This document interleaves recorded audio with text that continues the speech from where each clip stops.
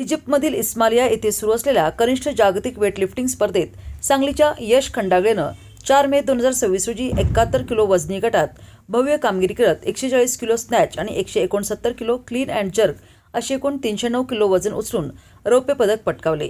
या कामगिरीसह त्यानं केवळ स्वतःचेच नव्हे तर भारताचे नाव जागतिक स्तरावर उंचावले आहे।